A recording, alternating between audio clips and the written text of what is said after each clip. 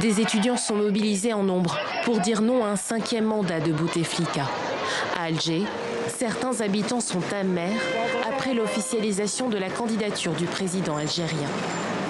Abdelaziz Bouteflika voudrait qu'on lui laisse encore un an et après il verra, il quittera le pouvoir. C'est une mascarade. C'est pas un pays démocratique. Ou alors une république qui n'est pas démocratique. C'est devenu un royaume. Aujourd'hui, on sent vraiment qu'il y a une mobilisation qui vient de la base. Elle n'est pas encadrée, elle n'est pas traversée par les courants politiques, on n'est pas en tout cas récupérée. Et justement, ce qui constitue son élément de force, parce que le pouvoir ne peut pas l'accuser de travailler pour un parti ou un autre, et en même temps, ça fait un peu sa faiblesse, parce que des manifestations, ça ne fait pas une offre politique. Tant que la mobilisation se passe en Algérie, on va continuer à le faire.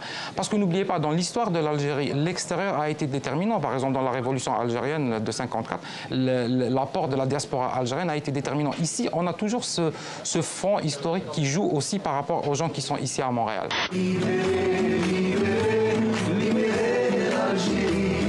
Le projet de Erdogan ne convient pas à une grande partie de la jeunesse, c'est-à-dire qu'il a l'idée de faire, au fond, un nouveau pays. Il a un vrai projet de société, ce qui, d'ailleurs, montre qu'il y a une dimension un peu fasciste dans ce régime maintenant. C'est-à-dire qu'on construit un nouvel homme, une nouvelle génération pieuse, travailleure, musulmane, et ça ne convient pas à une partie de la jeunesse.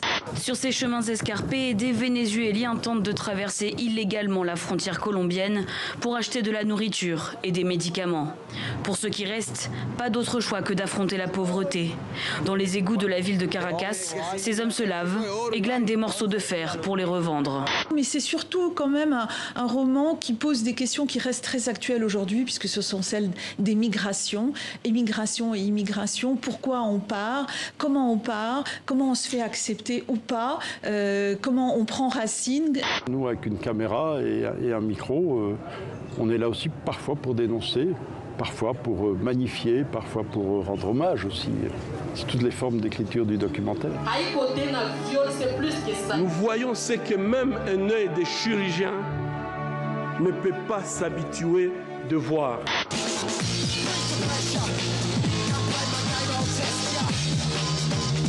Psychosomatic addict.